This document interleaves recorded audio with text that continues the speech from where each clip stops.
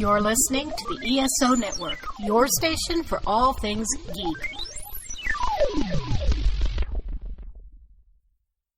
Hello, please let me see your ticket stubs for the Double-Edged Double Bill. This week we ask, what's up, cats?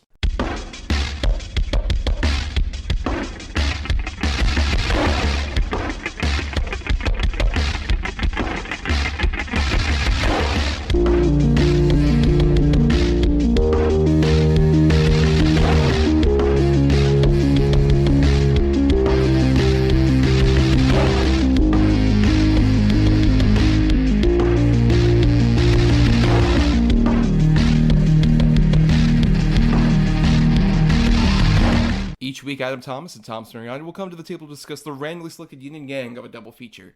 Then, both will have to pick a number between 1 and 10 in order to seal their fates for the next episode. One will have 2 good movies, the other 2 bad ones. Let the chaos begin. I am Thomas Mariani, and we have to stop meeting like this. And I am Adam Thomas, though you may know me by my jellicle name, Mr. Podophiles, the podcast cat. I speak into a mic day and night.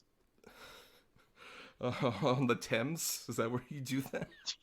Yeah, and I really felt when I don't have my fur coat and fedora on.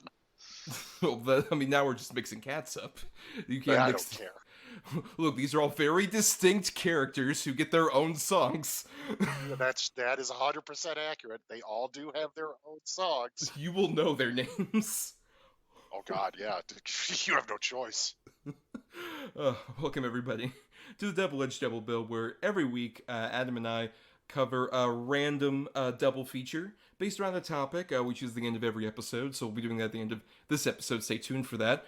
But this week, we decided, based on our patrons at patreon.com/GEDBpod, to vote between 2 topics to do, and they ended up picking musicians turned actors for us, which is one we've discussed doing for a while, because it's interesting seeing someone kind of move over from one persona-based career to another, from sort of stage to screen in this particular way. And sometimes it works and sometimes it doesn't, so it's perfect fodder for the show. Yeah, and the thing is, after doing research and looking up all the examples, or at least the majority of them, honestly, it's a very close to being a 50-50 shot of it working. Sometimes it may even work a little bit more than it doesn't, but when it doesn't, it really doesn't. Right. I mean, because sometimes it's a case of someone maybe had a small band that didn't become famous before they end up becoming actors, or sometimes actors take on pet projects to become musicians. So I think there's a kind of desire for one to almost be the other. I think particularly actor-musician, because it's I don't have to pretend, I can actually play something, I think that there's kind of an entwined thing between the 2 professions. Yeah, no, I definitely agree with you. But then there are cases where, it's maybe musicians who are known more for being actors now, or ones who weren't necessarily, at least in my eyes, real huge musicians who became really good actors. The ones I'm thinking of really is Dwight Yoakam, who I consider more of an actor now than a musician, which is crazy. But I mean, he's been popping up stuff since Panic Room? He's been working pretty steady in acting. And same with Tom Waits, since even as early back as Bram Stoker's Dracula. Right. And then there are those where oh, I didn't know they were a musician at all, and they sometimes insert themselves into soundtracks, say one of the many people in one of our features, Idris Elba. Yeah. Yep. And Ray Winstone. Well, I mean, we might as well just get into our 2 features, because at the end of the last episode, we picked our 2 features for this. We ended up with my good pick of What's Up, Doc? And then we ended up with your bad pick of Cats. Cats now and forever. But especially now, and later in this episode, we will talk about. But we'll start off first, though, with What's Up, Doc? What is that? Don't ask. This is San Francisco, the city chosen by one of the most brilliant and sensitive new generation of filmmakers, Peter Bogdanovich, for his maiden comedy effort, What's Up, Doc? Where are we? I can't see. Well, there's not much to see, actually. We're inside a Chinese dragon. You must remember this. A kiss is still a kiss. In a rare glimpse of 2 artists at work, we are afforded an insight into how director Peter Bogdanovich, working with stars Barbara Streisand and Ryan O'Neal, can manage to put these two performers together and create that almost indefinable thing, which is most simply described as a motion picture called What's Up, Doc?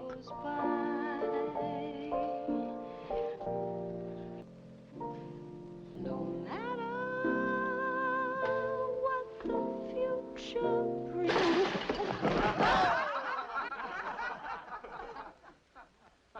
So What's Up, Doc came out on March 10th, 1972, from director Peter Bogdanovich. This was his follow-up to Last Picture Show, which we covered earlier this year on the show. And basically, if you're unaware of this movie, maybe like, say, Adam was, apparently, when we were doing the picking, and you're like, what the fuck is this movie? I don't know what this is. Basically, it is this story about this man who ends up going to this conference where he's trying to get money for a music grant because he's studying the musical quality of igneous rocks. Howard Bannister, played by Ryan O'Neal, while he's there with his fiancée, Eunice Burns, played by Madeline Kahn, he runs into this manic pixie dream girl of sorts, Judy, played by Barbara Streisand, who is the reason we're kind of doing this particular one. And Barbara Streisand, basically the entire movie is appropriate to the name, acting like a Bugs Bunny, just invading this guy's life and doing all sorts of crazy things. And he ends up, maybe falling for her a bit, despite the fact that he's obviously with his fiancée. And I have seen this movie prior. I saw this actually via Filmstruck, which, if you don't know, was an old streaming service that used to exist. That was basically kind of like the TCM section of HBO Max combined with Criterion Collection, back when they tried to do that as its own service, and then they ultimately kind of split that up later. R.I.P. Filmstruck. This was one of many movies that I was vaguely aware of, but didn't see until, that was available. And I really love this movie quite a bit. I think it's a really fun madcap comedy of sorts. But Adam, given you had no real expectation for it, what'd you think of What's Up, Doc? I thought it was really fucking kind of sweet. It had a lot of heart to it. It's very cute, and I know it might sound like a weird word to use for it. I smiled the whole way through the movie, like, for sure. There's definitely a lot of sort of madcap shenanigans that happen, but at the core of it, it's just really a sweet little movie. Sweet isn't really quite the word I would use for it. There's a specific reason, we'll get to that maybe a bit later, about the movie. But I'm curious, Adam, what was your sort of like... You mentioned on Letterboxd, I saw your review, you said that this is a movie I would never really seek out. What makes it kind of feel like that to you? Barbara Streisand. Okay. I'm not a Barbara Streisand fan. I never really have been. I have a theory to that, and I think it was the reason also why I avoided Barbara Streisand for a while. Was it the South Park Mecha Streisand thing? No, I was definitely aware of her, like, way before that. It was probably more like early Saturday Night Live impressions of her or things like that. I really don't know. Just sort of the schmaltziness, I think, of Barbara Streisand and some of the movies she did and her sort of almost Broadway style of performing. It never clicked for me, like, really ever. I'll be 100% honest. The first thing I saw her in, and I was like, oh, she's actually really fun. Believe it or not, was fucking Meet the Fockers. Yeah, I think that was probably my first exposure to her as well. The Meet the Fockers thing, I think that's at least a bit more exemplary of, like, her being a solid comedian, which is something I never really realized until I went back to some of her older movies. Because I just knew her mostly as, like, sort of a singer, really. It's just she would go for the full, like, the impressions you were talking about, like, coffee talk and stuff like that, sort of like the cultural perception of her. And even, like, the Mecha Streisand thing, which was... one of many things where you look back at South Park and it's like, oh, wow, this wasn't really that funny. It's more just kind of like a bit sexist and maybe slightly anti-Semitic in ways that you didn't really realize before. Yeah, maybe, Yeah. Shocker that South Park might have done that. But with, like, watching, like, this movie or, like, Funny Girl, which I watched recently, that movie that, like, won her Oscar, or some of her other things, like, she's just, like, so talented in a way, especially in this movie, where you see that her musician background kind of come to fruition, where it's like the comedic timing is musical. It feels like, oh, she's hitting every single note, like, perfectly. in this movie with every comedic beat. It's like stellar. Oh yeah, it's real sharp dialogue, man. Especially on her end. Well, actually, no, that's not true. I guess kind of really everybody. It's real snappy. But yeah, she's in there with the best of them, and arguably the best of them. She's really quick, man, and it's such a weird performance, and I like the way you said it too. Not necessarily a weird performance, but it's such a different character, and I liked how you said sort of the pixie girl, and I literally have in my little limited notes that I wrote, like, this is probably one of the earliest examples of that really dreamlike pixie girl that would come to be really standard nowadays, because she's that in every way, from the way she's dressed to her hairstyle under the hat to sort of just the goofy nature of her. But ultimately just really alluring, and because of her personality. Yeah, it's a hell of a performance. Yeah, and I think she manages to do all that, like, in a way where sometimes when people try to imitate a cartoon in live action, it feels so insincere, as opposed to, like, this just feels like, oh no, she just bore this character out, basically. And she does such a phenomenal job with it. I think particularly early on when she, like, immediately sees Ryan O'Neal, and it's just like, oh, I want to fuck that guy. And she just immediately is going for him in such a comedic, great fashion, with, like, literally having the carrot that she's eating, or even when she is, like, they're both doing the thing where he's going up the down escalator and she's going down the up escalator, and they're, like, meeting at the same exact point. Just, like, such perfect comedic timing that also instantaneously shows up, like, oh, she is willing to, like, do anything just to hang around this guy, who she just finds as, like, an interesting target to both make fun of, but also maybe have more of a relationship with. I just love that dynamic that immediately establishes, like, she's not just a manic pixie dream girl who's out there to make him feel better. She's also like, I want that though, and she's going for it. Yeah. No, she's all about getting what she wants. Yeah, for sure, 100%. Whether he wants to or not, she's definitely determined. The whole way through. I mean, she's basically a con artist in the movie with the way she cons everybody and everything, but she's so capable and so intelligent at the same time.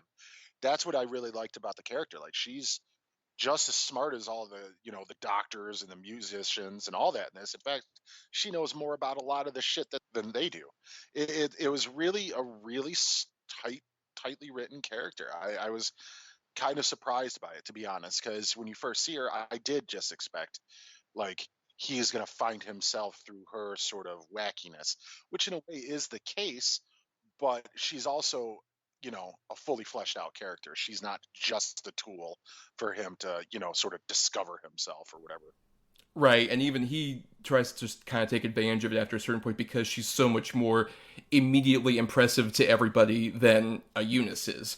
Which we should mention, like, this is introducing Madeline Kahn at the very opening credits. They established that. And I think that's the part where I would necessarily disagree that it's a sweet movie. Because if I have any kind of issue around this movie, it's not Madeline Kahn specifically, but her character. I find they make the punching bag in a way that gets a bit cruel. I think especially there's a line later on where everyone's in front of a judge talking about, like, oh, this happened to me, this happened to me. And she's like, to quote her, she says, and they tried to molest me. And the judge is like, that's unbelievable. And stuff like that. Yeah. Which I think there's an additional layer to that because of, like we talked about last picture show. I mentioned Polly Platt, who was like a production designer and was with Peter Bogdanovich at the time of that movie. And then infamously, after that movie came out, he started an affair with Sybil Shepherd, and that became like huge news. But Polly Platt was still like attached to this movie and Paper Moon, the movie he did afterward. So it does kind of feel like a movie about a guy trying to justify basically like leaving his wife. Yeah, I mean, that's very true. For some reason, I never really thought of it that way because I didn't really think about the Bogdanovich sort of backstory to it. But that does make a lot of sense. And I do agree. I think the handling of the Eunice character, well, funny to start, but it did just drag on and get needlessly cool. I do agree with that, for sure. Yeah, though Madeline Kahn still, like, despite it being, like, also her first movie, and just, like, obviously have so much charm that she naturally just has. Yeah, Madeline Kahn. Yeah, absolutely. She's fantastic. I do want to ask you a question, though, because this is almost like a slapsticky type movie, too. Yes. There's a lot of slapstick.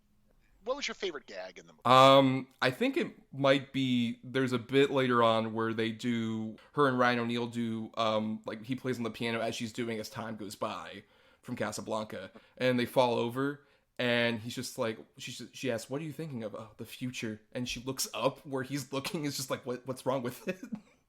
I think that's such like a funny bit.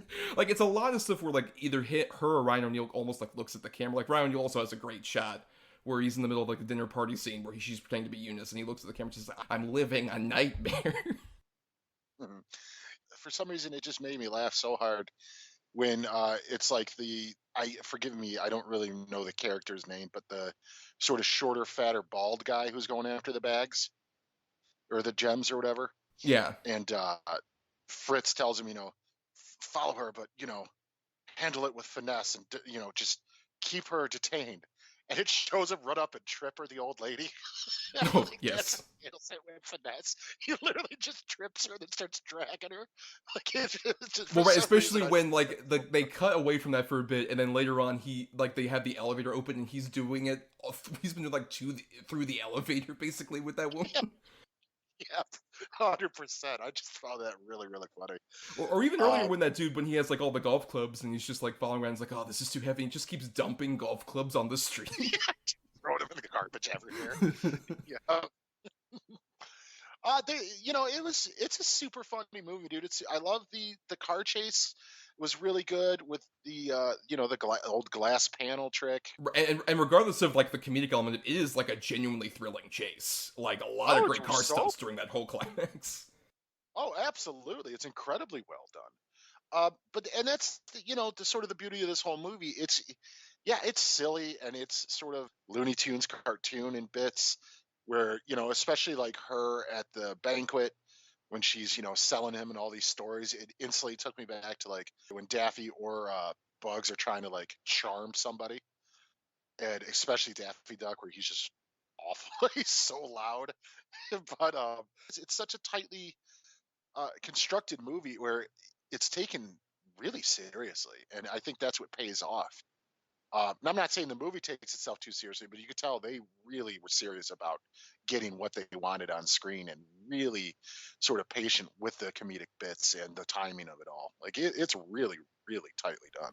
Or I mean, even I also love shout out to Platt, who we mentioned earlier. The way even the movie looks like on a production design and costume design level, where like everyone has like the perfect look and the perfect attire. The way that like that one big ballroom is dressed, where everybody has like the big conference for the grant and everything. It looks perfectly like kind of shitty for like this hotel where like the outside's opulent, but they didn't spend any money really on the look of that fucking like shitty looking place. I love so many of those things, and it just sort of shows that like when Bogdanovich kind of separated from her after like they stopped even the creative collaborations, his movies noticeably went down a lot more. And I think it's because Platt helps like build a lot of that stuff. That Bogdanovich is a good director, but he's nothing without some of the people on the crew who do a great job. And Platt's also so interesting. I would recommend anybody listen to the You Must Remember This Peter Bogdanovich Polly Platt like miniseries. Is so fascinating because of how crucial she sort of is to a lot of pop culture. Like, just to firmly establish to you, Adam, she was working with James L. Brooks in the 80s, and there was a certain point where she's like, hey James, you're trying to get cartoons for that Tracy Ullman show. I read this comic strip called Life in Hell. We should get this Matt Groening guy. The Simpsons wouldn't be a thing without fucking Polly Platt. That's pretty wild, dude. I know. Yeah, no, the thing is, now this is the second Bogdanovich movie we talked about. I mean, obviously, The Last Picture Show was, it was a masterpiece. But this is a really fucking good movie. And the thing is, I don't think I've seen much of his stuff.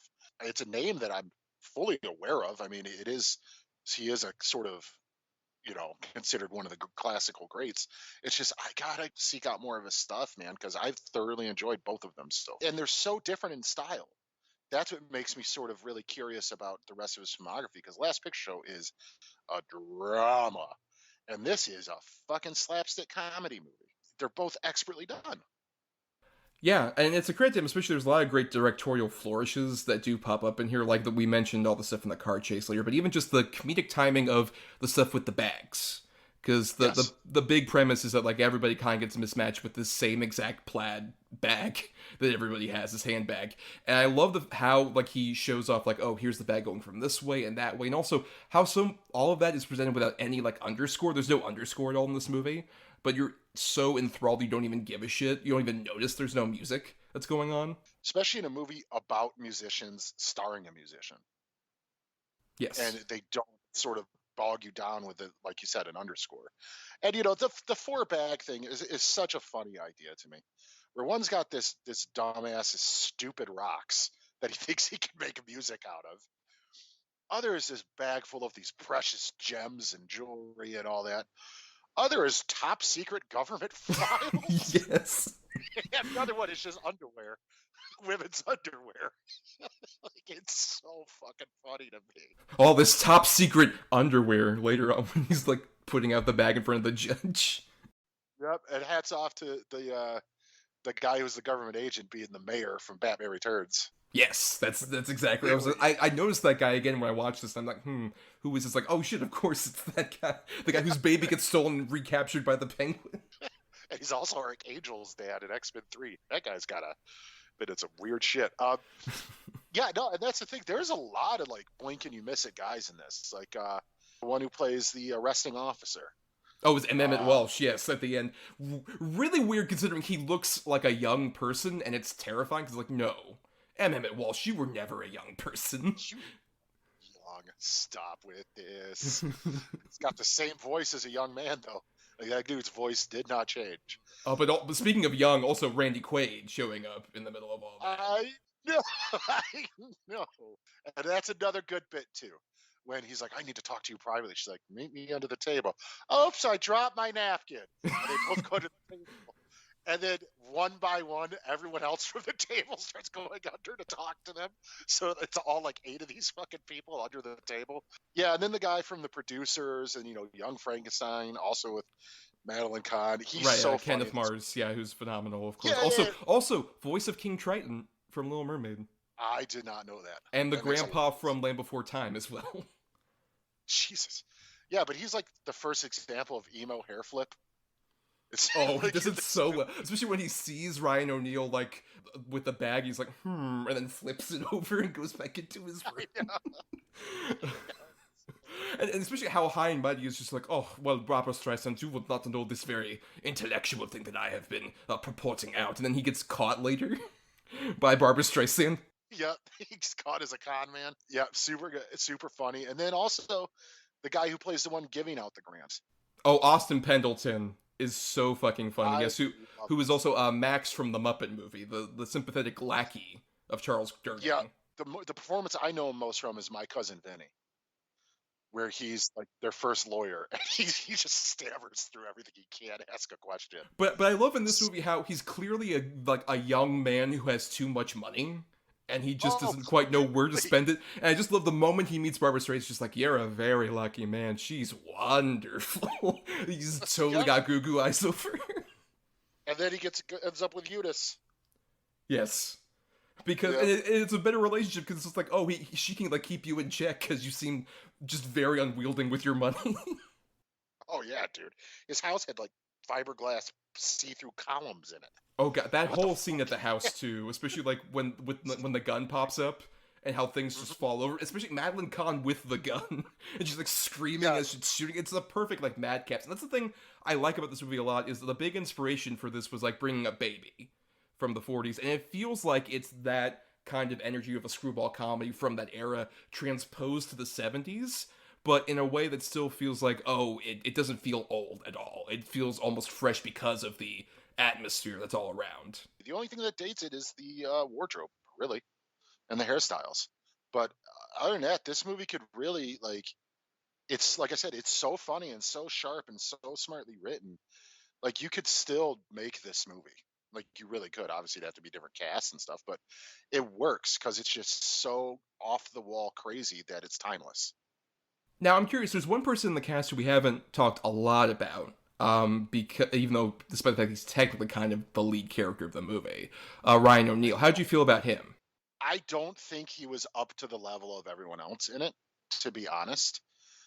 I'm trying to think of, who else he reminded me of, but it's just, it wasn't a super solid performance for me. it almost felt like the entire movie he was on sort of medication in a way, where there wasn't a lot as far as even like facial inflections or even a lot of vocal inflections that really he put through. Like, I get he's supposed to be like this sort of nerdy, pent up guy, but it just, I don't think he was on the level of everyone else. Well, I mean, he is the straight man of the movie. I think that's kind of the point, is that he's kind of like, he's like a bit more straight-laced and doesn't have the exact same wild madcap energy. If you had him also be like on the level of a Streisand, I don't think this movie would work nearly as well. No. I'm not.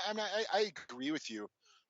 It's just, I could have gone for maybe a little bit more like Charles Grodin type performance from like even like Midnight Run or something would have worked a little bit more for me, because he's still very serious in that movie. He's just, I don't know. Well, no, that's actually, no, he's not. Like, the whole point is that Robert De Niro is the straight man in that movie, and that Charles Grodin's actually playing off of him like a fiddle. He's more of like the Barbra Streisand character in Midnight Run. I don't like when you try to prove me wrong on things. Oh, it's so hard for me to do. It's so hard. Fuck. So you're my Ryan O'Neal. I'm just completely playing off you like a fiddle. He wasn't terrible. It didn't work for me. I know he was the straight man, but just everyone else around him is just bringing so much more. And I'm saying you could still play a straight man, but bring energy to it. And I don't think he did. I really disagree. I think he adds a lot of energy, especially like moments I mentioned where like he is exasperated. That's where the energy really comes from, is when he's just like trying to have like a boring normal life, and Barbra Streisand budges in, and he's just like, I can't handle this. I don't know what's happening. And everyone's just like constantly in this mode where it's just like, oh, she's great, she's so great. She's like, but she's messing everything up for me. I don't know what's happening. Like, I love that kind of energy that he has, and especially with the fact that obviously Ryan O'Neal was like a famous sort of like handsome actor of that time. This is not too long after Love Story, which I fucking love how he completely skewers Love Story at the very end of this. Streisand just saying, like, the love means never having to say you're sorry. It's like, that's the dumbest thing I've ever heard someone say. It's such a perfect bit. But also, like, I like the fact that he is, like, this, nerdy, nebbish dude, but he, like I said, he looks like a playboy. So the whole time it almost feels like, oh, you have, like, all this potential as a person, but you're, like, so crushed down by admitting, like I said, the movie is making Eunice out to be kind of the bad guy. By just like, oh, she's holding you back as a person. But at the same time, he also doesn't have the self-confidence to be his own person. So I just love the fact that, like, especially when his shirt comes off, and he has, like, he's so buff and masculine, but he's just like, oh, I'm so exasperated. He's got that plaid tie on. And that's it. I find him very charming. Especially, there's one really fun comedic beat he does when the room gets destroyed, and initially he tries to like put the like champagne on it, and then it just keeps going on fire, and he's like starts walking out the room like, fuck it, and he throws the fucking bottle away. I think he's very funny in this. Well, I am glad for you. Yeah, I had a lot of fun with him. I'm glad. I'm super glad, because I honestly would say I don't think, like, aside from the jokes I mentioned with Eunice, especially toward the end, I don't think there's many other misses. This is one of those rare comedies where I'm just like, this is like a 99%er with the jokes for me, honestly. Just every single second there's some like sight gag or clever piece of dialogue, or like even just a background gag that I find funny, or facial expression. I just find this to be like such a consistently hilarious movie. I'm gonna put it like this. I wasn't like in stitches over this movie. I found it very funny, and I found it incredibly charming, like I said. But it's also because it's my first time watching it, and I'm trying to pay attention a little bit more to everything I'm seeing, because I knew we were going to talk about it. So I was maybe not allowing myself to get there, but I don't know. I like I said, it's funny. The movie's funny. It's got personality. This wasn't a laugh out loud movie for me most of the time. There were some gags that made me laugh, but like I said, I smiled the whole way through. I had a good time with all of them. Well, I guess before we go into like final thoughts with it, I want to ask specifically about with Streisand. We mentioned that she kind of has like almost a musical tinge to the way that she performs. What do you think separates her from a lot of other like musicians turned actors in terms of her capabilities? Because this is like, she'd already won an Oscar for her first movie, which is also insane. But after this, she would go on to like direct several movies and like act in at least another like 15 or so movies. But over the span of like now 50 years, she's a bit more selective. Do you think that's like kind of part of her success? Is that she kind of picks projects like that? Or what do you think makes her work maybe in this that sometimes other people can't really make that transition with. Well, I think for her, it feels very natural. You think of Barbra Streisand, at least when I do, and you think of like the way she, if you've seen old performances of hers in concert or things, and the way she sort of interacts in a way with the audience, it's where she's talking to everybody and she'll do little bits and sing and stuff. Not maybe to the level of like a Bette Midler, but close. I think that there's nothing about Barbra Streisand that tells me that she wouldn't excel in sort of being an actress or putting herself out there or taking the piss out of herself. Like I said, I think she's just naturally a performer. She's naturally an entertainer. I think she just has it. You have got it, kid. She's got moxie. And plus, yeah, of course, being a little bit more selective with the things she does really helps too. She picks the roles that she believes are right for her, and I'm guessing. Like I said, I'm not completely hugely familiar with her filmography, but from what I understand, probably 8 times out of 10, she picked the right roles. Not everything's, for every, you got What's Up, Doc, and things like that. But then, you also got The Guilt Trip. So it's like, she just, like I said, she seems like a natural born talent, like just an entertainer. You could tell she likes to entertain. She's from ilk, from that era where you weren't just a singer or a musician, you were a fucking entertainer. I think it also helps that apparently she became a singer because it could be like a gateway to her to become an actress, because she like signed up with like to sing and then eventually got her onto Broadway, where she was in that Funny Girls show when it was on Broadway. Thus she was in the movie adaptation, so she became like an EGOTer by like 1978 or something like that. It's interesting because I think I agree, she has that kind of energy, but also she makes it feel so natural in a way that's so bizarre, because it's like, no one should be this natural at doing stuff. Like when she is asked about like, do you know the definition of dignity or something like that, and she just lists it off like so naturally off the top of her head. Like the editing obviously helps with that, but Streisand's delivery makes it feel just like, oh no, she immediately came up with that response.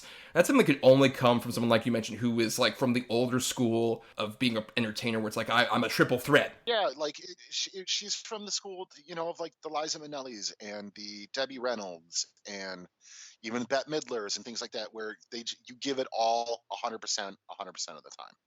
Right. So naturally, that's why she kind of has like a diva personality that could admittedly turn some people off, but at the same time makes her just so one of a kind. Like, of course, Barbra Streisand would be so successful and so popular that like she couldn't be around people, so she builds a mall in her basement. Like, you're aware of that story, right? That's that insanity that she has a fucking mall in her basement that's staffed by people. Well, and she's also Thanos' stepmom. So. Well, that's true. Yes. Oh. Yes. Yeah. Look, there's a reason James Rowland does not have to act that much. We'll just go hang out at the fucking basement Starbucks. Yeah, staffed by some random teenagers just like, yep, I just spend all my time down here waiting for Barbara to come down. I got a coffee for James Baloney. Well, Adam, we have another movie to talk about. Boy, will we talk about it. So, quick final thoughts on What's Up, Doc. Super charming movie, man. Really fun. Like I said, heart all over it. Loved seeing the cameos, especially from all the people from the Mel Brooks movies. Like, we didn't even mention the judge, who also is in Young Frankenstein. It's really, really a fun movie to watch. Like, I was thoroughly, sort of apprehensive when you told me who was in it and what it was about, but I'm glad I went into it just fresh and not sort of letting my apprehensions affect my viewing. I just went into it like, all right, let's just see what this is. Fuck it. If it sucks, it sucks. Oh well. And I came out really liking it. Yeah. This is one, like I said, that I kind of came upon because I'd heard some things about it, but just never watched it. And I think it's so effortlessly charming in a way that, despite some of the issues I had with, say, how the Madeline Kahn character was treated, it still has like such an effervescent just ability to charm for most of the time for me, where like I said, I think the laughs are very consistent. I think the production design looks great. There's a lot of great just like comedic filmmaking. I've said this before, comedy filmmaking in general has gone down so recently, where we're just like, oh, let's like have a stationary shot and have people riff for a while in the Judd Apatow style. This is like an actual movie that treats the comedy in the same cinematic fashion that it would treat like its, big chase scene that happens later on. It's such a weird lost art to make like cinematic comedy that very few directors are still able to do at this point, that Peter Bogdanovich was able to do here, but also had a solid amount of people. Like, we haven't even mentioned, this movie is written in part by Buck Henry, who's one of the great comedic minds of this era, along with David Newman, who also would write the Superman movies later on as well. Like, it's such a weird like collaboration of so many great people at this particular time. But yeah, at the same time, I still think like it's very consistently good, especially considering it was also not a movie that was like put together in a large amount of time. Like, Peter Bogdanovich kind of half-larkingly pitched this to the head of Warner Brothers, who was like, hey, Barbra Streisand wants to work with you after Last Picture Show. What do you want to do with her?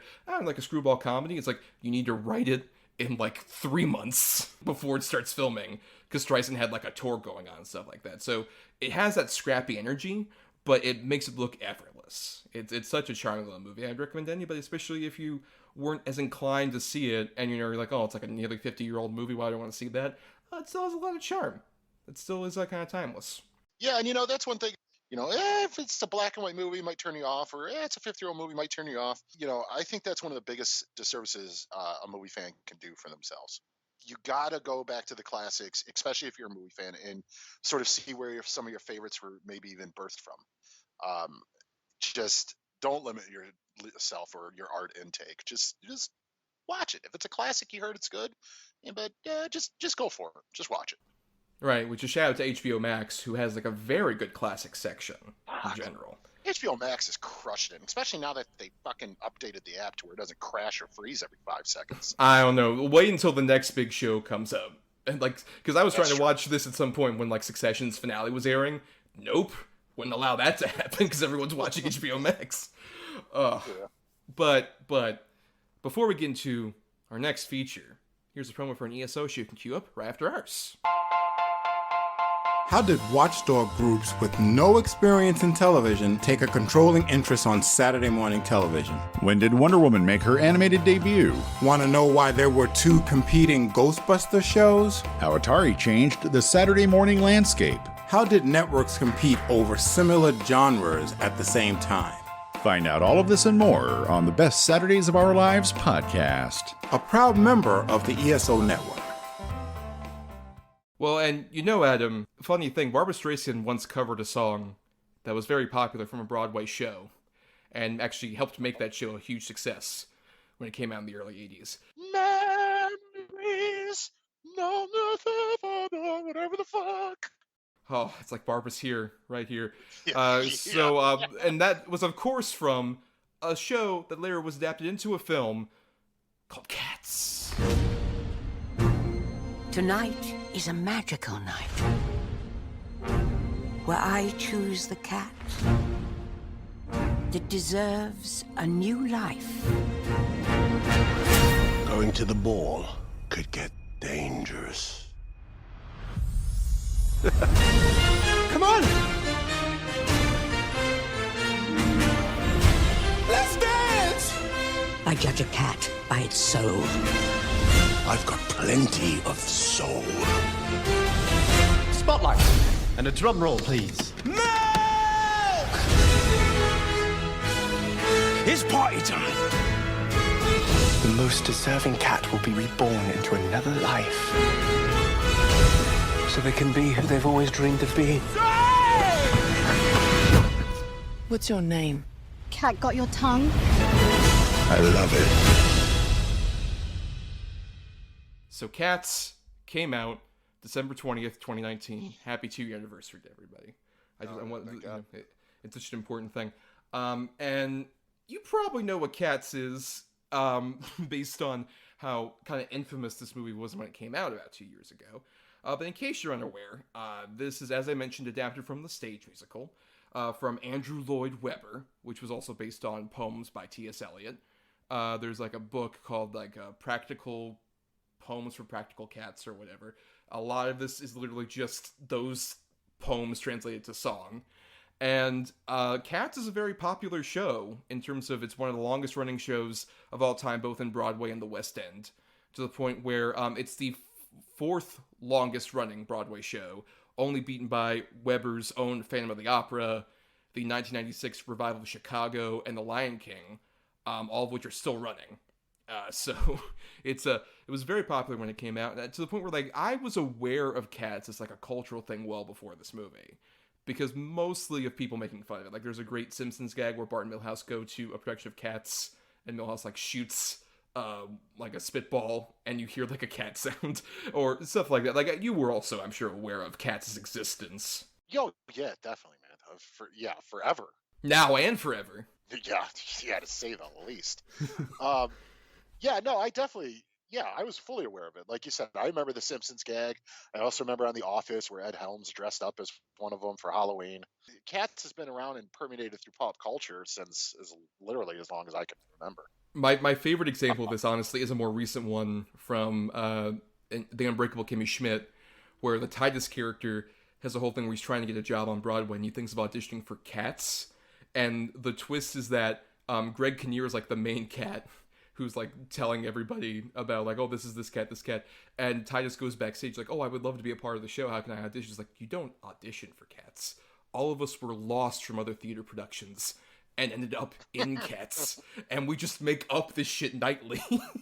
That's, that tracks. That kind of fits, doesn't it? Yes. But yeah, there was this film version that came out in 2019 that was rather infamous because it's from Tom Hooper, who directed and co-wrote it, who had previously been known for doing costume dramas like The King's Speech and also Les Mis, to speak to the musically inclined element of it. And he decided to make a star-studded production of Cats, which had been in production to some degree for several years. Like there was going to be an Amblin animated film that was almost made before the animation arm of that studio shut down.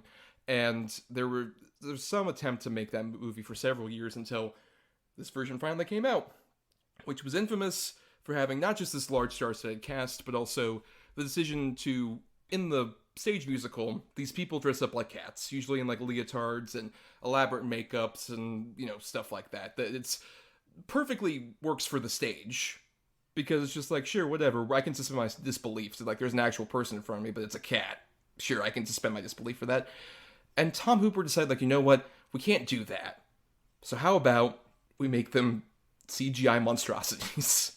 And right from when this trailer premiered at Comic-Con, I remember we talked about it on the show when that happened, because it was just inescapable. It was like, what the fuck is this? It was so poorly rendered, to the point where, like, there's so much back and forth about this movie where, like, oh, the effects took so long. They finished it, like, the morning of the premiere, and everyone went to cat school and all this other stuff. But Adam, we watched this movie together because I told you straight up, like, if we're gonna do Cats, we're going to watch it together, to the point where it was right after we recorded our last episode. We were just like, fuck it, we're watching Cats. And I can't emphasize to you all in the audience how much I loved the experience of watching Cats through Adam's eyes, because it was this mixture of shock and laughter, and depression, and terror, and so many emotions. Adam, does that accurately describe your reaction to Cats? Yeah, pretty much 100%. You also had to add bourbon in the mix just so I could get through the fucking thing. Yep. Yeah, it was. I've never seen anything like it. I can say that is a true statement. There is not another movie like this that exists. The whole time I was kind of hoping and wishing it was secretly a crossover, and that all of a sudden the fucking Phantom would drop the chandelier on them all when they're in the fucking night in the dance hall or wherever the fuck, where the one's tap dancing in red overalls. Yeah, this movie fucking is insane. Like it's literally just insane. There is barely a story here. The whole movie is basically introduction songs for every fucking character you can imagine. Right. Which I should emphasize this, like, I hadn't seen the stage production at all before seeing this movie. But in prep for this show, I watched the 1998 recording. Oh, God. Stage recording. Which... Well, because, Adam, I'm a goddamn professional. So I wanted to really acquaint myself with what the original was. And to be fair, that version apparently cuts out a lot of songs as well. I think you're a masochist. I was glad I did it. Watching that particular stage production illuminated me on a lot more on some of the elements of this movie, like, that is the show. To the point where, like, this movie actually tries to have a bit more of a story in terms of, like, Victoria, the Francesca Hayward white cat, is treated as, like, an audience surrogate. In the stage show, she's just one of the many cats. Like, the stage show is just a review, where it's just, like, the cats are, like, performing to you, the audience. There is no attempt at a story. It is, like, a skit kind of based thing, which I kind of wish the movie emphasized more on and just almost made itself, like, a Fantasia or a sketch show of some sort, which is, like, here is one bit to another of just a celebrity doing a weird thing as a cat. I think that would be a lot more tolerable than, like, oh, we have to have Victoria be the surrogate cat, but that you can relate to this white cat who looks doe-eyed as she's surrounded by weird cat monsters just like her. Yeah. And then, just some of the cameos, it's not the cameos, but some of the actors that are in this, just it infinitely depressed me, like, as soon as I saw them. Oh, Sir Ian McKellen. Oh, no. Dame Judi Dench. What? Ray Winstone? What the fuck? And then, look, not for nothing, but we had talked about this while we watched it. Supposedly the budget of the CGI for this was, like, extremely high. And you can tell they really tried. Why can't they get the fucking proportions right from scene to scene? The cats literally change between, like, almost mice size to little child size from scene to scene. Yes. The scale does not match from certain scene to certain scene, and it's almost as if the movie doesn't really care about that. And it's more about just like, well, aren't we presenting this big elaborate numbers? Isn't that more fascinating to you? There's a bunch of people dressed as little mini cockroaches. That's cool. Let's do that instead of fucking paying attention to anything we're doing. Here's some mice. Oh, get it? They're fat cats. Oh, let's look at them sexually spread their legs over and over and over. And by the way, we're going to CGI their bodies to look more feline. We're going to give them human hands and feet, though. What the fuck? Like, why? Why? I don't understand it. I don't, you know what? This fucking movie broke me. Like, I've never, who is this movie for exactly? I'm going to go ahead and answer my own question. Nobody. This movie is for nobody. This is a fucking, just this weird fucking, like, passion project and sexual fantasy feline thing that, okay, like you said, I get going to, like, a stage show and seeing it because it's, like, all whimsical and sort of crazy and goofy, and it's all these people in these costumes dancing and singing these silly songs. Plus, it's also inherently a lot more like Universal, where it's just like everyone who's visiting New York, even if you're from a different country or something, you can see cats. There's not a lot. It doesn't require you to know English that well. There's not a huge plot you need to pay attention to while you're in the middle of it. You can bring your kids to it, even though I wouldn't recommend it because they might awaken something, and then you don't want them to awaken. And amongst, like, several other things. But I think that's what's so fascinating to me about this movie is that I agree with you that, like, I don't think this is really meant for anybody because it is not really meant for most people who don't even like musicals because they're not going to really be attached to this. But even someone who likes the musical Cats is going to be turned off by that decision to make them these weird CGI monstrosities.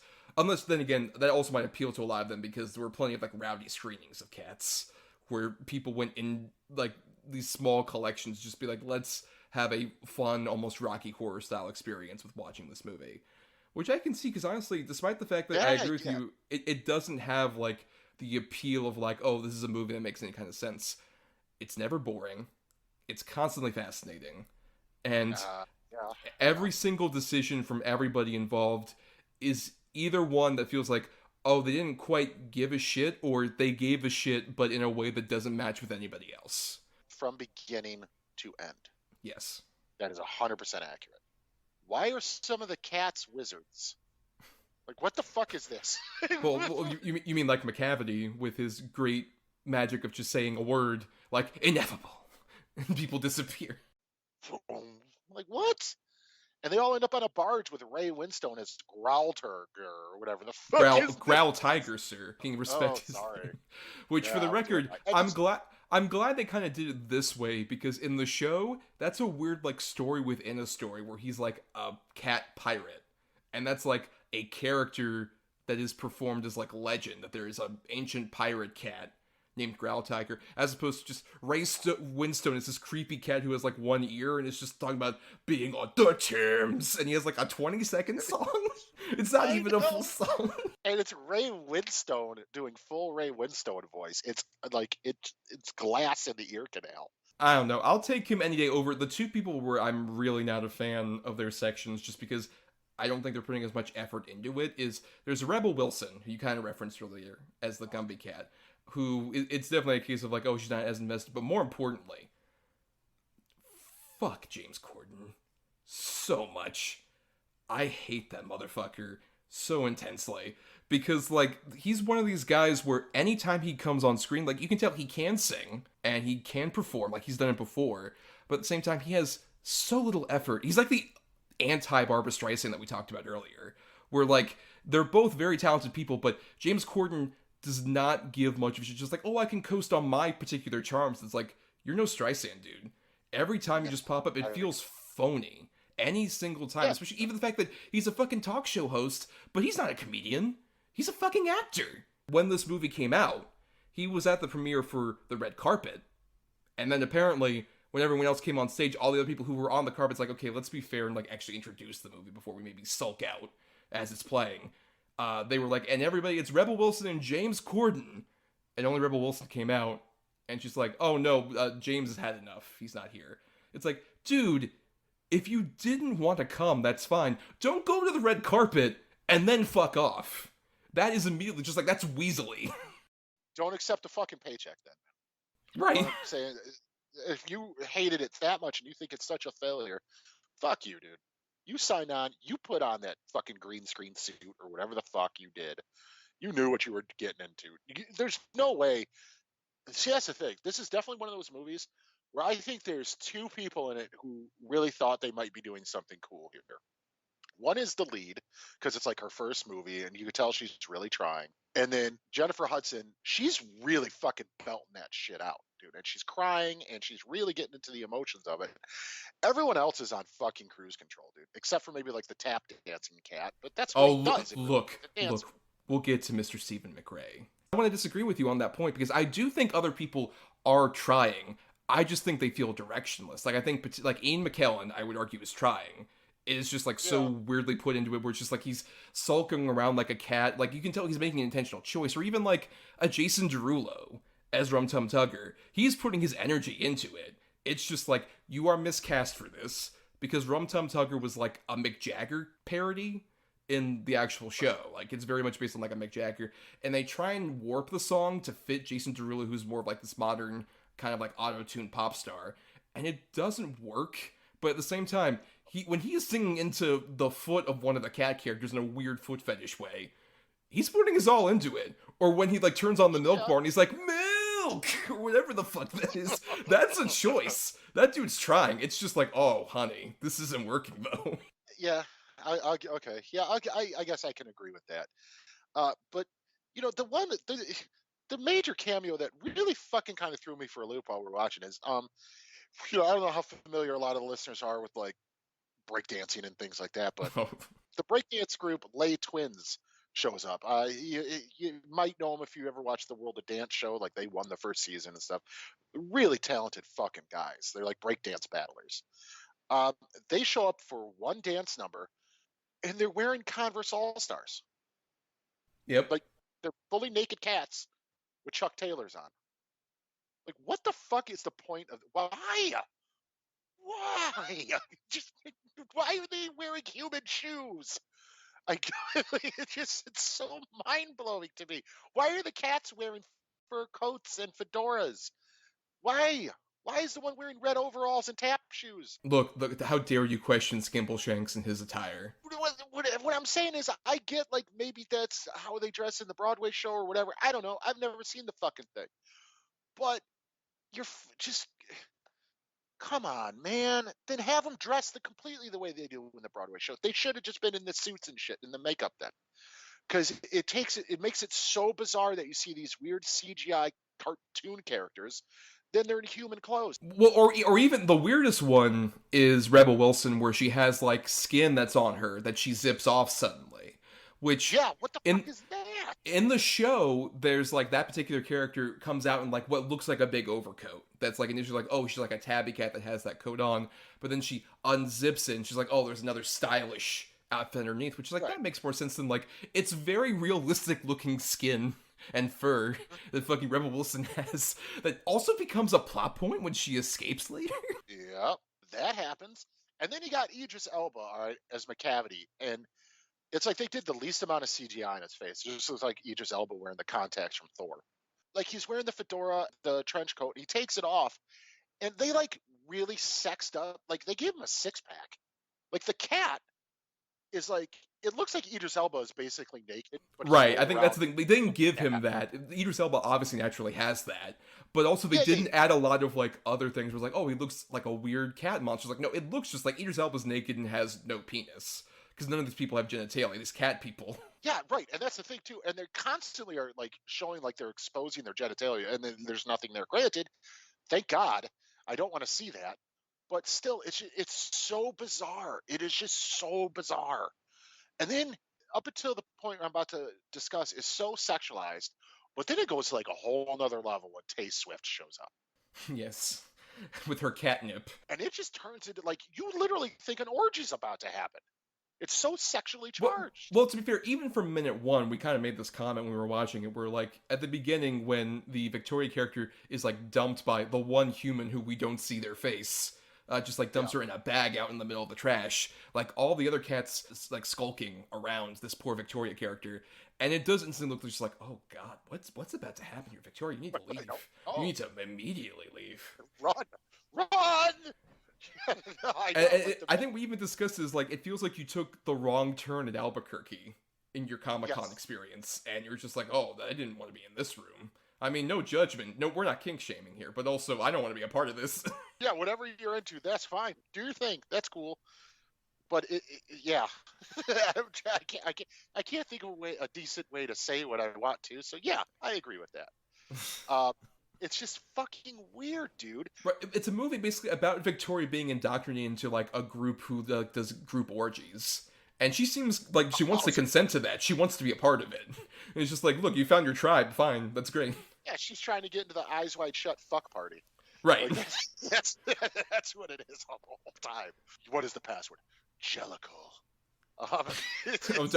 I might forget that password, and maybe you should repeat that to me multiple times so I remember. Oh, I'll tell you what. If you want to hear the word Jellicle a lot, watch the movie Cats, because they're gonna say it about 175 times. Every intonation possible of Jellicle is here. You could make a soundboard of just like confused Jellicle, happy Jellicle, mad Jellicle. Yep, sexy Jellicle. It's all there, man. So let me try to get this, because I asked you this several times while watching this, because that's one of these movies too. Eventually I just shut up and I'm like, all right, I'm not even going to ask questions because I don't think there are.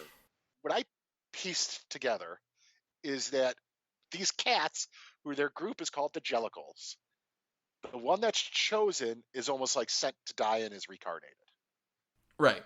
Like back younger and happier, or whatever the fuck. As chosen by old Deuteronomy, in this case played by Judi Dench, yes. Judi Dench, right. So they put the cat in a fucking hot air balloon and just let it go. So thus she goes to the heavy side layer. Yes, I don't know. The logic is airtight, sir. Airtight. Yeah, you're right. How dare I? But the funniest part of this movie to me is you made the joke, and I just thought it was so funny, that after Jennifer Hudson is sent off in the air balloon and all the cats come out in the morning, right to like the town square, and they're all singing and dancing. And you made the joke, and we both started doing it. Like, could you imagine somebody in these apartments or whatever that are around there just waking up in the morning and all they're hearing is, like, oh God, what the fuck? Like throwing books down at them and shit. Which, funnily enough, I'm glad I watched the show because they do that in the show at one point. In like the original Broadway show, there's a point where like a giant boot is thrown in front of the cats. Good. I wish that happened in this movie. No, here's the thing, like, to get back with that show, I think there's a lot of things where I'm watching that show and I'm like, I don't like necessarily this Broadway show. It still has a lot of the same problems we're talking about. They don't make a lot of sense. But at the same time, there's a bit more of like, okay, I get where this works on the stage where it doesn't work here. Like, for example, we mentioned the Ian McKellen character, Gus, the theater cat. What's so fascinating is in the play, that character is portrayed as like, oh, a cat who was like on its last legs. Like they mentioned in the song like he has palsy and stuff like that. It's like this sad song about like an older theater cat who like used to be so big. And in the stage play, the cat's talking about like, oh, I used to perform this wonderful character everyone knew me as, and I was so on the heights. And that actual character that he played starts dancing around him as almost like a memory. A distant thing of like, this was who I was, this great theater actor that I was that inspired everybody. And it's just this faint memory that I can't see anymore. As opposed to, in the movie, Ian McKellen, despite being obviously very old, is still spry enough to have like all these weird tics that feel like a cat. So it just feels like you're too cognizant for this to work. It just feels like you're an older dude who's kind of just an asshole. Just talking about, oh, I was once part of the theater, and I was so wonderful. Yeah, it's like it's Clint Eastwood. When I think of Clint Eastwood in his off time, that's exactly what he sounds like. Behind closed doors, making sure like none of his Republican friends or the chair that was Barack Obama sees him. Right? Yeah. Yeah. No, get off my lawn. Goes. A fortnight ago, I was a young man. The Deuteronomy character is a male in the stage performance. Right. In the recording, they're actually played by Ken Page, who you might know as the voice of like Oogie Boogie or the weird alligator in All Dogs Go to Heaven. Like he's a big, jovial, almost like Santa Claus type figure who everyone is like, oh, we love him so much. And I get it because like, oh, it's Ken Page. He's like big and, adorable and fluffy. And like, it makes sense. As opposed to like Old Deuteronomy here, like Judi Dench plays it like she's a dame. Like she is true royalty who is above all these people. And it's just like, oh, I will choose one of you. Maybe you, who knows? And just, it feels so weirdly distant despite the fact that she's amongst all these other fucking alley cats. Yeah, I completely agree. And then it's like, the whole time all these other cats are doing these fucking performances and Jennifer Hudson comes out, who you're led to believe like she's a prostitute cat, comes out and sings the song. She's like, you are the Jellicle. You're like, okay, fucking, this is the dumbest shit I've ever seen. Like, what the fuck? Right, because the thing is, there's a whole song early on where Jennifer Hudson is outcast, where everyone just says, like, oh, she joined in with McCavity, and she's an awful cat. In the stage show, it's more explicitly like a sex worker thing. It's so weird. Especially in this movie that ostensibly is aimed at a family audience, came out around Christmas time. Very weird. But later on, like, Jennifer Hudson belts out, like, the big song Memory. The song that, even if you don't know what Cats is, you've heard Memory. Whether it is Barbra Streisand or some various, like, you've probably gone to an audition that your niece had where she fucking sang Memory. Like, everyone has heard this fucking song. And she belts it out in a way, Jennifer Hudson, very talented singer, belts it out beautifully. But it's coming out of Jennifer Hudson as mutated into this cat. So it's like, I can't appreciate the performance, much in the same way I can't appreciate the dancing or any of these other things, because the CG is so nightmarish and distracting. And in some cases, unfinished. Yep, there is that too. This movie assaults your senses, I think is the best way to describe it. Like, your eyes are like not sure what you're seeing is happening. Like I said, especially with sort of the scale problems. And then there's a lot of really bad songs. Like Memories, okay, I get it. Like, it's a super popular song. It's incredibly identifiable. No other song in this movie works for me. You shut your fucking mouth. You know there's one. We agreed on this. This was the one bit of the movie where... The tap dance guy. No, I know. I want to go into full detail about Skimbleshanks, the railway cat, because I think that's the moment where the movie reaches a zenith for me of being not funny bad, but just genuinely entertaining to me. Where in the middle of like this Jellicle ball where everyone's doing their performances or whatever, this one cat comes out who we've seen in the background. You mentioned him. It's Stephen McRae as Skimbleshanks, who's this dude who's wearing like Roger Rabbit cosplay and has a giant like whisker mustache. And it's just like, well, it's time for me to do my song about myself, Skimbleshanks, the railway cat. And he goes on a full musical tear where that man is tap dancing beautifully, and then tap dances along the rails with all these other cats, and they're at their smallest, where they're about the size of those cockroaches we saw earlier. But I don't care, because then they go into the actual train and they go full bore. This guy, Stephen McRae, has like so much personality that he's able to get past this awful CD that's around his fucking face, because he can tap dance so well, because he has this weird like impishness, because he's like a cat that like, oh, I run the railway. Basically, that's his whole fucking song. It's just like, I run this train. It's so weird, but I'm immediately just like, this is the zenith of where this movie's kind of perfect, right up until the point where he tap dances and then spins and goes into the sky and disappears and ends up on the barge with fucking Ray Winston. So good. I mean, it's something. I mean, look, let's put it this way. In this fucking terrible movie, that's probably the most like bombastic, exciting moment. Nothing else is, I mean, everything else is fascinating, but I'd argue that's probably the one where you're like, oh, this is kind of cool.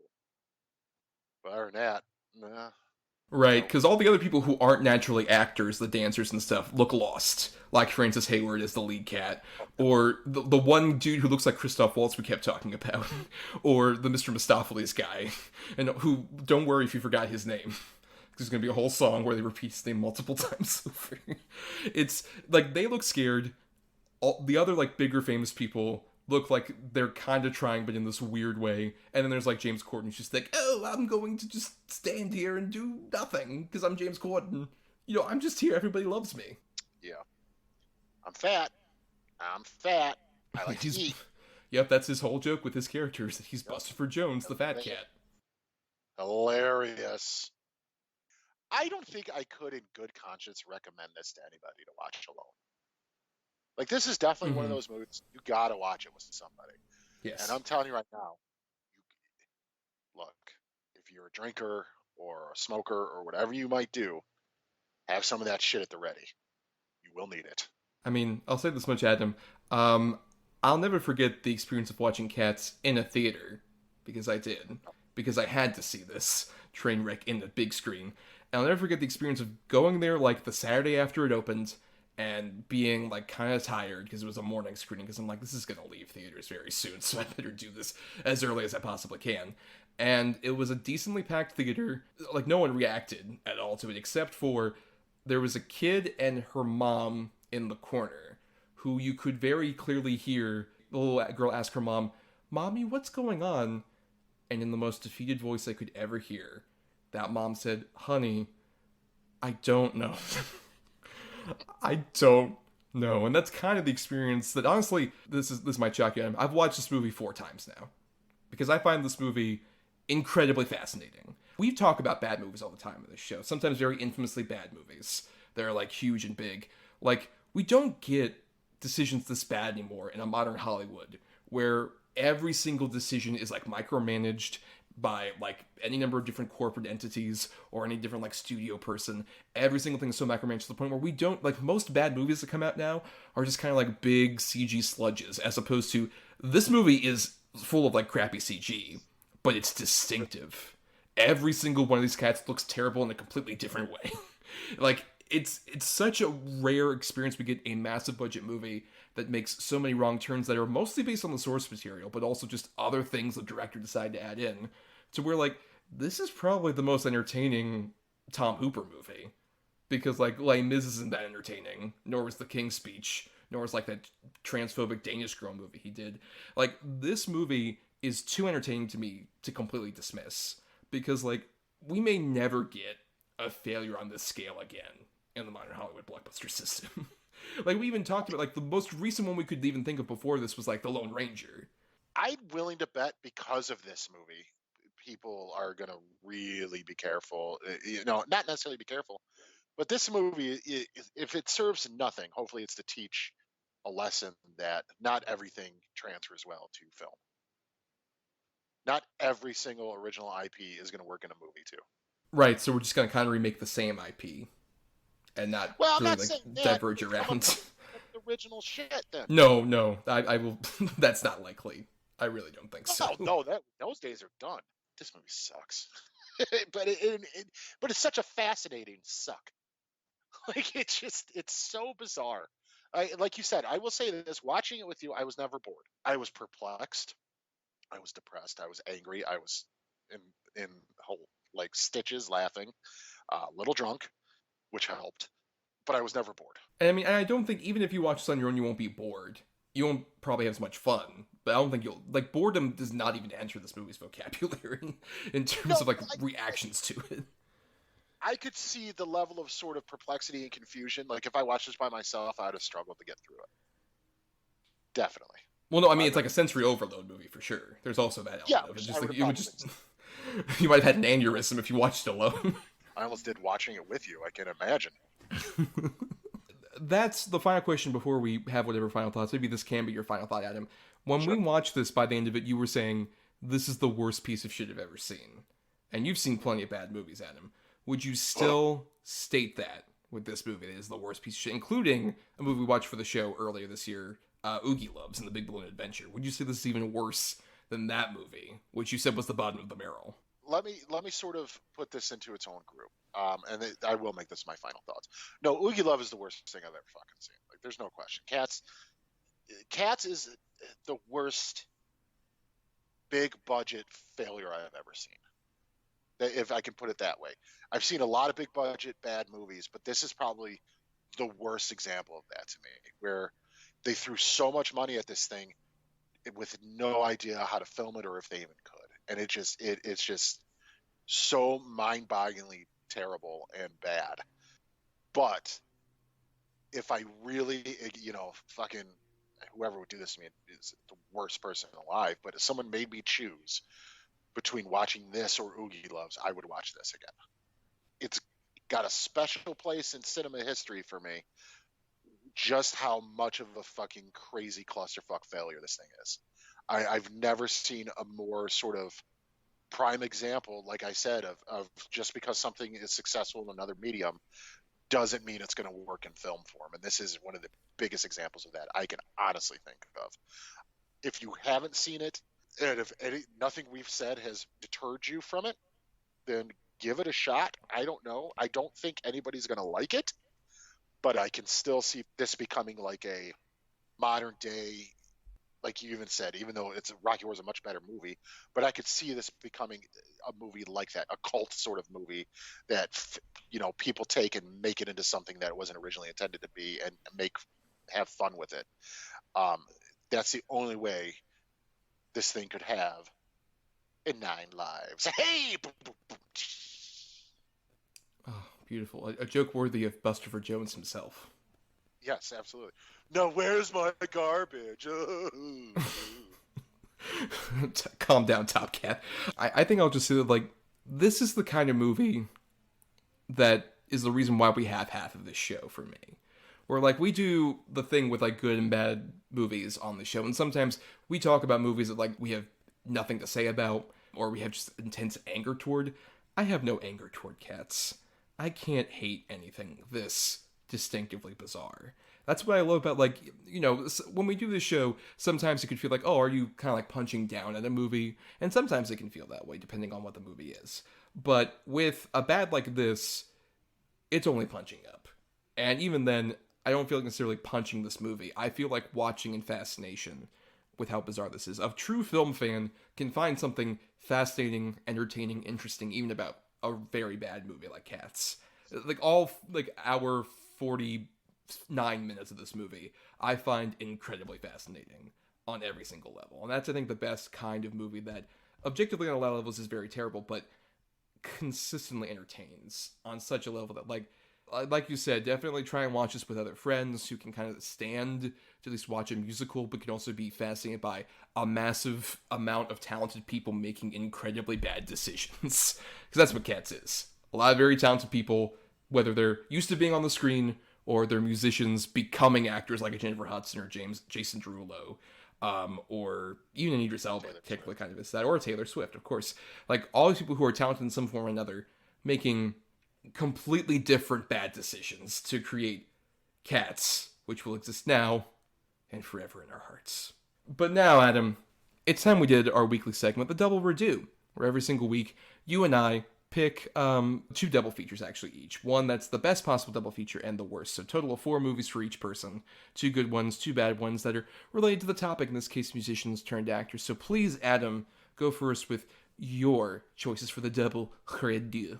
Okay, so for my 2 good choices, I have, for the first one, I have People vs. Larry Flint, which obviously is here because of Courtney Love, who I am, by the way, not a fan of in any way, musically or her celebrity personality.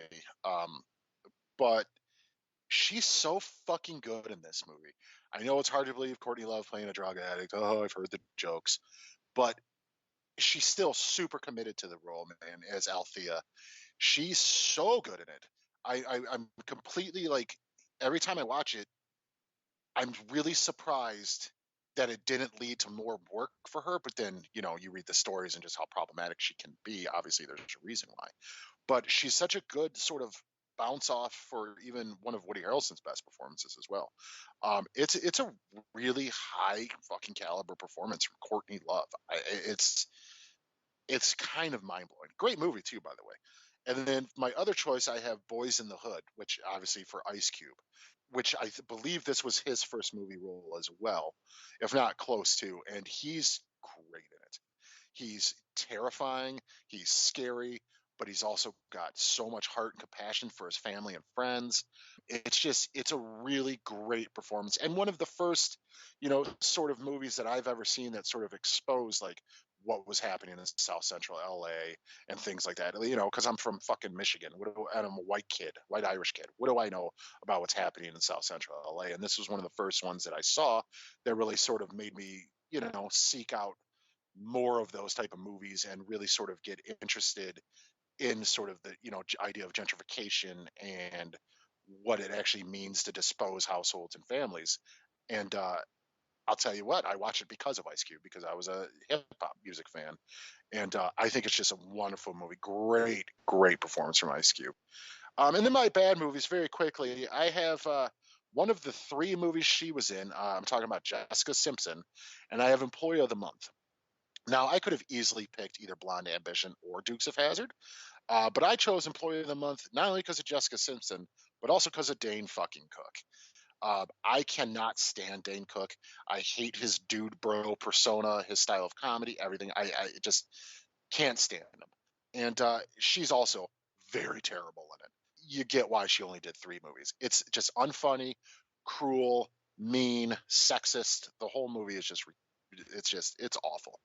And then my other one, I have a movie starring Aaliyah. I think only one of the 2 movies she did, maybe 3. I think it was only 2 before she tragically passed. I have Romeo Must Die, the martial arts take on the classic, like, Romeo and Juliet story.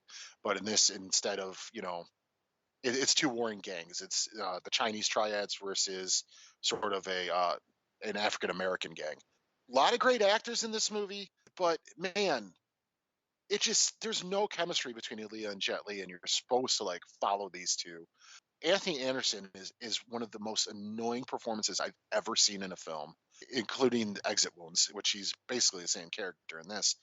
It's a terrible, terrible film. Really bad wire fighting, like some of the worst I've ever seen. And it's just a shame because Aaliyah is actually kind of solid in it.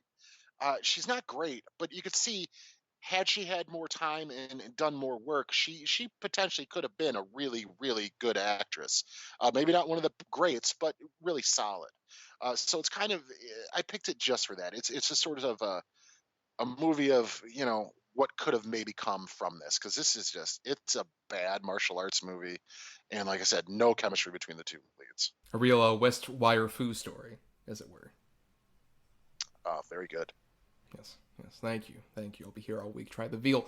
I have not seen that film. I honestly haven't seen the other one, Employee of the Month, mostly because I also had a lack of tolerance for Dane Cook, even when he was quite popular with kids around my age in, like, 2006. He was like, oh, he's like the really edgy comedian that we all just love so much. It's like, I don't know, he seems kind of like an asshole.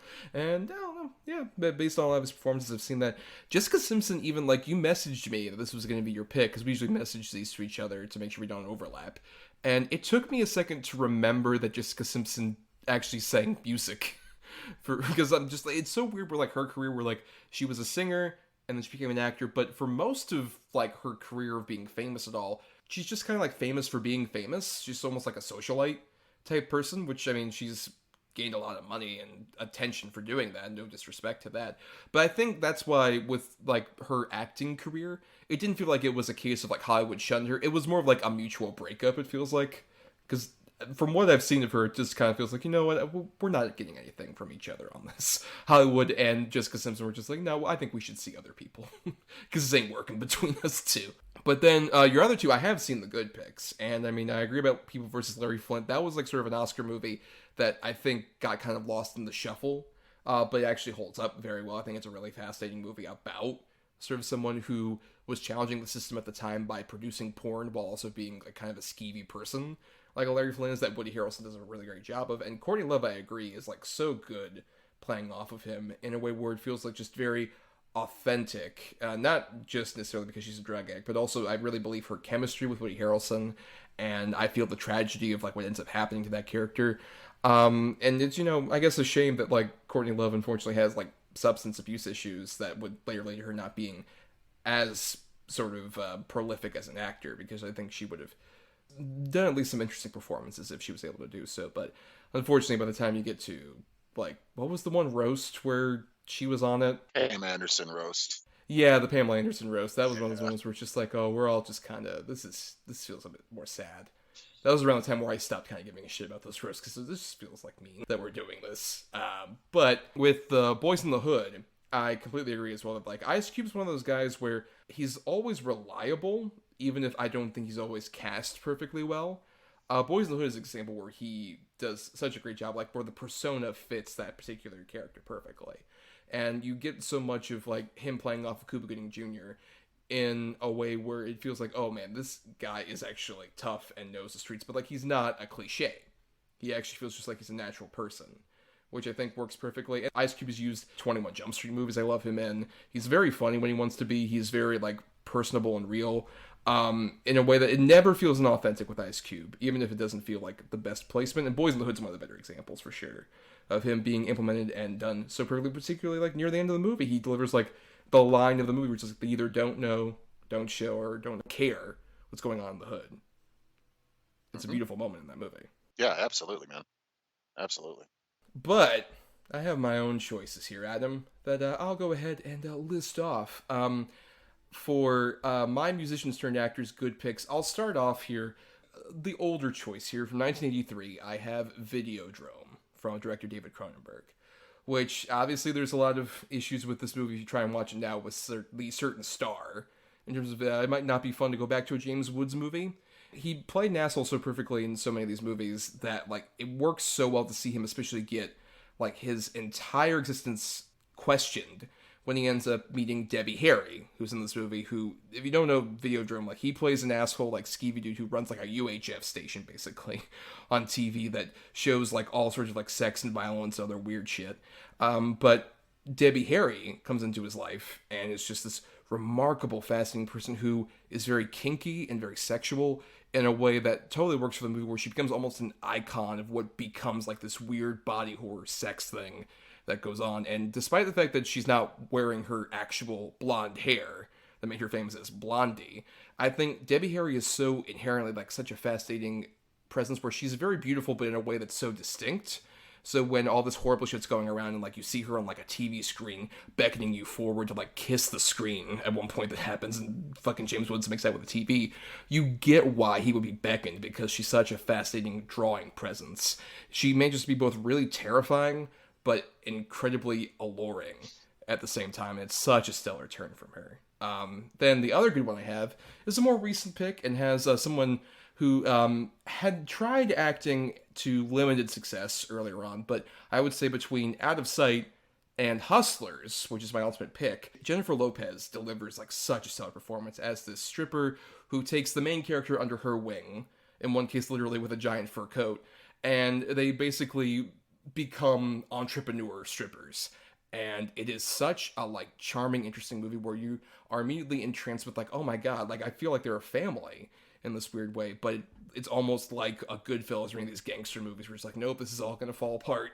And it falls apart wonderfully. I think Jennifer Lopez in particular plays that kind of like mother hen character with a bit more like venom to her in a way that's like totally perfect. Like, this is a movie where, you know, a lot of people were clamoring and about like get her awards recognition, and I 100% agree. She should have been nominated for this movie. It is such a stellar performance. And if you skipped out on Hustlers because you were like, oh, I don't know if I want to see like this J-Lo movie where they play strippers, that movie fucking rules. It is so entertaining, so fun, and so interesting. But then the two bad ones I have, I'll just briefly say one of them we covered at the very start of our show, very early, in the first musical episode we did, From Justin to Kelly, which starred Kelly Clarkson and Justin Guarini, who were the finalists on American Idol's first season, that were contractually obligated to make this movie as a tie-in.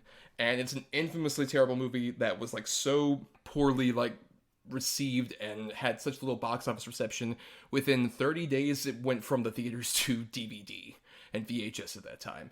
And you can see why. It feels like a Disney Channel original movie they somehow put on the screen. And both of them feel like they're being held hostage, and they don't want to do this. It's this weird example where, like, so many other times it's like, oh, a musician wants to become an actor, and it feels like an ego thing. This is the exact opposite example where they don't want to be here, and they are held at gunpoint by this director to make this fucking movie. The whole movie you watch, you're just like, oh man, I want to get these two kids out of here. They don't look like they're having fun.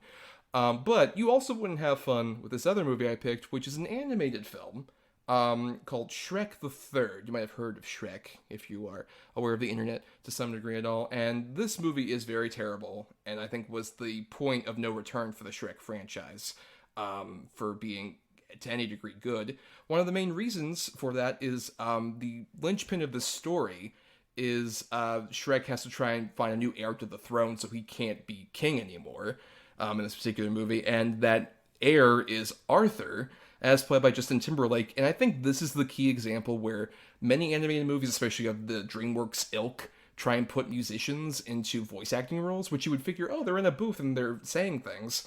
That might work for a musician.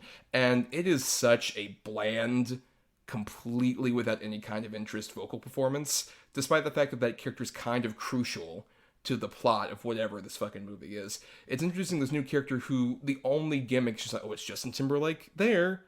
That's who it is, and there's nothing to it. It is a very bland vocal performance and a very bland, terrible animated film.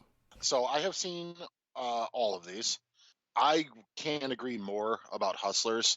Hustlers was definitely one of those, again, that I wasn't really interested in, just because, you know, it's J-Lo, and like you said, she's not necessarily the best of actors. But you actually recommended that I try it, and I'm very, very glad I did. I thoroughly enjoy Hustlers. I think it's a very fun sort of crime thriller, anchored by just the best performance she's ever given in Jennifer Lopez.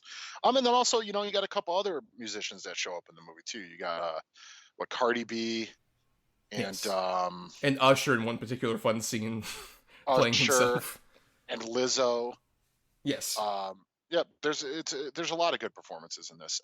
Videodrome, you know, I like Videodrome. It's probably I haven't seen it as much as I've seen other Cronenberg things. But Debbie Harry, yeah, you completely get it. She's so good in it, and I completely agree with you. She has the otherworldly beauty about her that really lends itself to the performance and to the character. And yeah, I think it's great. Justin and Kelly, one of the worst pieces of shit ever made. It has that reputation for a reason. It's fucking atrocious. And you just, when you hear about especially Kelly Clarkson and how she so badly didn't want to do it, she didn't want to have to do a makeout scene, she didn't want to do any of the shit, and it was like she was forced. And I just feel so bad for her. And you get to see it on screen. Like, you know, I'm sure Justin Guarini didn't want to be there either. He had Dr. Pepper commercials to do, but neither of them wanted to be there, and it's so obvious. And then yeah, Shrek the Third is just, oh, it's so bad, and it's so wild, you know, because Timberlake has proven himself to be at least a capable actor. I'm never going to say he's great, but he's definitely capable. So you'd think, like you said, a singer going into a booth to record vocals that he's supposed to have emotion and things like that to it, and there's none. It sounds like he's just reading the script. And yeah, DreamWorks does have a fucking habit of doing that, and it's like, just don't do it, man. Get the right person for the job. Don't just have it be a name just to be a name. And especially for Shrek the Third. Shrek the Third would have made money without Timberlake involved or not. They should have just got somebody who was right for the job. And I can't agree more. That is absolutely the first strike on the death nail of the Shrek coffin. I don't know. He's undead now because he's a meme. And people love that undead meme. No, Shrek will never die. Never truly die. No. Shrek now and forever. For sure on that. But that is our double redo. Definitely send your titles in. Though we'll repeat ours briefly here before we head out. Sure. For the good picks, I had Boys in the Hood and People vs. Larry Flint. For my bad, I had Employee of the Month and Romeo Must Die. And my two good picks were Hustlers and Videodrome. And my two bad ones were From Justin to Kelly and Shrek the Third. Well, now it's time we start getting toward the exit of the show here, and we'll be doing our picking at the very end, so stay tuned for that. But first, a bit of house cleaning. We want to thank some people like Chris Oliver for doing the intro and outro music for our show. Listen to more of his music at chrisoliver.bandcamp.com. And thanks to Christian Thorlally for the artwork for our show. Follow him at Night of Water. That's Night with a K, _of_water. For more of his great artwork, you can find a link tree there to all his different socials on Twitter. And of course, also thanks to our loyal Patreon supporters, patreon.com/DEDBpod, where for just $1 a month, you all get to listen to bonus podcasts we do, and also vote in polls for movies that we cover. Like, for example, this week that this episode's going up, there will be a poll for Moonfall is still supposed to come out as this recording on February 4th, and we decided, you know what, in January, we might want to cover a topic that relates to Moonfall to some degree, because there are two sort of genres that fits into we haven't covered, and that is either disaster films or interstellar travel, which, keep in mind, that would be sort of like you're going into space, you might encounter, say, aliens and stuff, but we're keeping it a bit more grounded. Think more like Apollo 13, as opposed to, like, Star Wars, if you will. So those are the two choices, either disaster films or that kind of interstellar travel thing.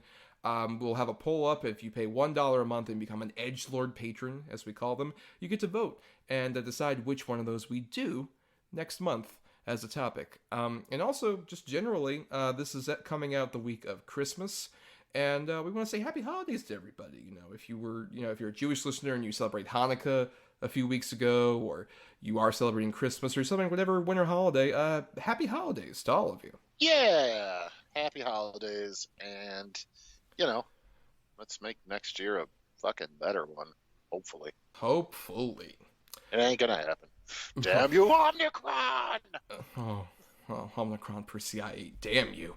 But if you want more of our antics to keep entertained, no matter what's going on out there, find us on Twitter and Facebook at DEDBpod, where we post random things. Like as of when this is being released, we did a dumb thing that we're still doing, which is the 12 Days of Billmas, which is just a bunch of dumb jokes we made up about movies we cover on the show and doing it in the 12 Days of Christmas style that we're having fun with over there, along with just like random other things. Like for last week's episode, I posted a huge thread about Dick Tracy merchandise. That is so fascinating. I would recommend anybody look at that. But you can also email us, doubleedgedoublebill@gmail.com. I'll spell it for any feedback you might want to have us read on the show. If you can't support us on the Patreon for the $1, that's cool.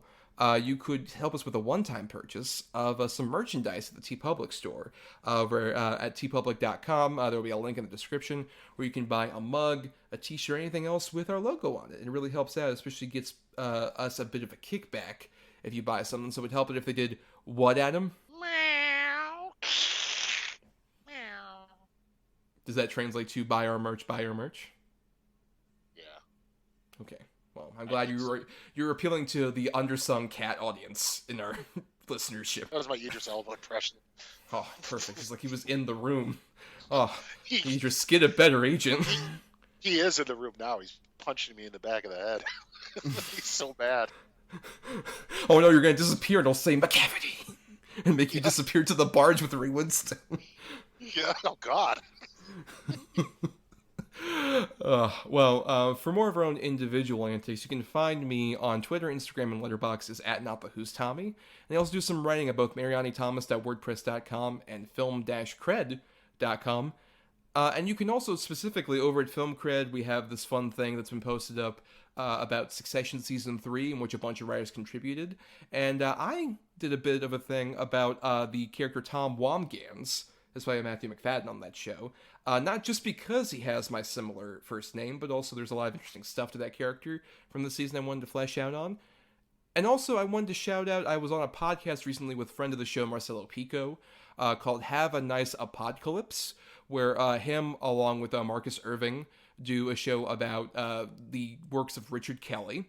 And they've been covering Southland Tales in detail, because it's Marcus's favorite film, evidently. We covered a specific section of the movie that is pretty notable for having, like, Justin Timberlake lip-sync to the Killer song. If you're aware of that particular section, we go into detail on that particular movie, and Justin Timberlake's acting career, and also why I might have changed my tune a bit about Southland Tales from what I previously thought. But you have to listen to find out what exactly that change was. Oh boy. I still hate Southland Tales.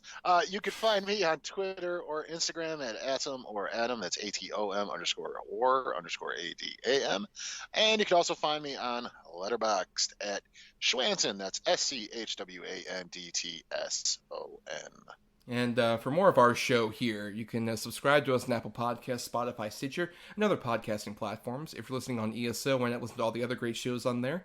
But you can also dig into our archives on our Podbean main feed for a bunch of episodes we did even before we joined ESO. If nothing else, if you can't buy the merch or support us on the Patreon, the completely free way to help us out is to rate, review, and share the show around. That gives us more visibility. You should introduce us like we're a cat and cats to people out there. No, no. That's true. That's a bad sales pitch. That won't quite work, yes. Don't do that. We're Double-Edged Double Bill, the podcasting cats. Yeah. Oh, God. No, I mean, you know what? Yeah, fuck it. Go for it. It might get us some attention. Do what you gotta do. Christian, work your magic. Yeah, your McCavity magic. Yes, please, Christian. Yep. You're good at it. Well, now, Adam, it's time for the picking for this next episode that we're doing, which is very interesting because it's the last episode of 2021. Can you believe it, Adam? No. I mean, yes. This has been both the longest and shortest year of my life. The sad thing is, I think that can describe the last several years to some degree. At certain points for, like, anybody. The last couple years have been pretty rough. And we are doing, as we usually do at the end of every year, we like talking about movies that came out in 2021. That'll be our topic. We did this in the midpoint of the year where we covered Cherry and Barb and Star Go to Vista Del Mar. And we'll have two completely different picks here, where basically, if you're new, every week Adam and I pick a good and a bad feature based on one of us has two good choices, one of us has two bad choices. We pick a number between 1 and 10 assigned to those particular choices usually, and that gets us our good and our bad pick. Though, keep in mind two things. One, we do have our patrons, patreon.com/GEDBpod, sometimes vote for choices. In the case of Adam's two good choices, they did vote for a particular one. And that one is also exempt from a specific rule that we do, which is the Godfather rule. Adam and I have this single veto in our back pocket. We have from now until our next anniversary in May, where the veto will basically be used if, say, Adam hears one of my two bad choices, he can say, actually, I'll take the cannoli, and thus whatever the other choices he isn't aware of will be the ultimate pick that we cover for the show. But like I said, the Patreon ones are exempt from that. And as I mentioned, we are doing Werewolves Within, which is a comedy that came out earlier this year. And appropriate for the winter season, even though it's also a spooky movie. But it's generally a really funny comedy. I have seen it previously, and obviously Adam's a fan. Best video game movie ever made.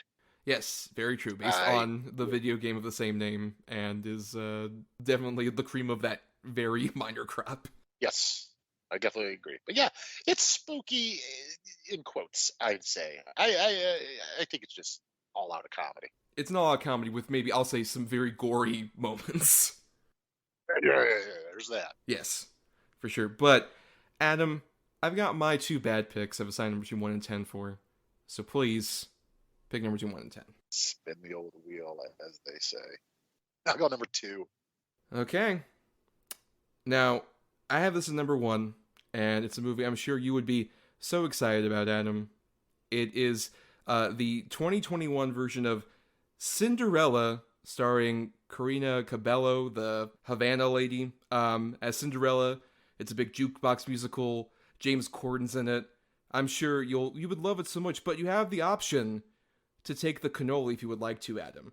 Would you like to take the cannoli on the big jukebox musical co-starring James Corden? Especially since we just covered one this episode. Bum, bum, bum, bum. I'm taking the cannoli.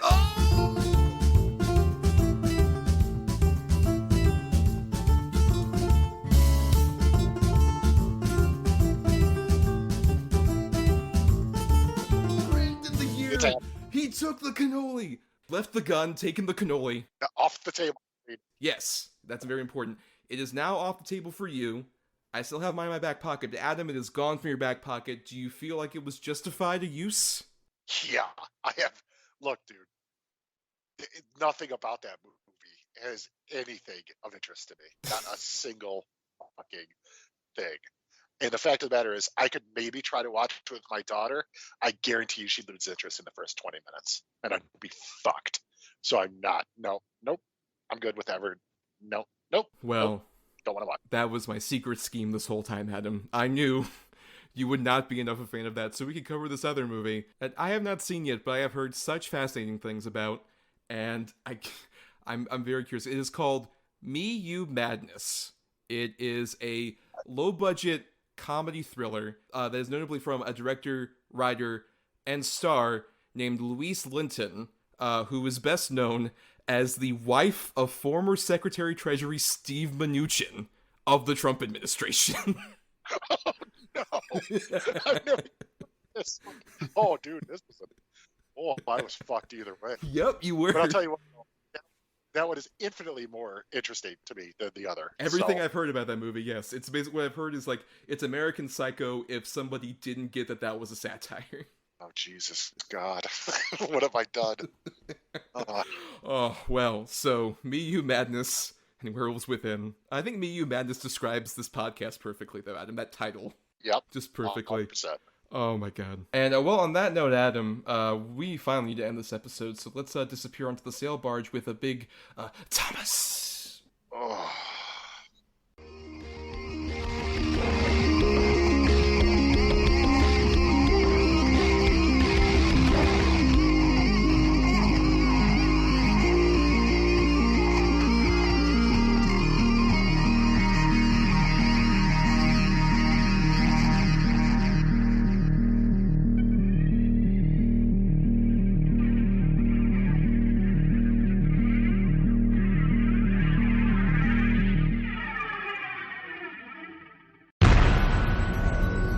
This has been a broadcast of the ESO Network.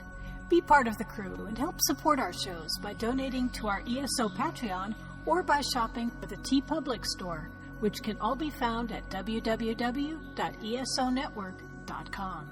The ESO Network, your station for all things geek.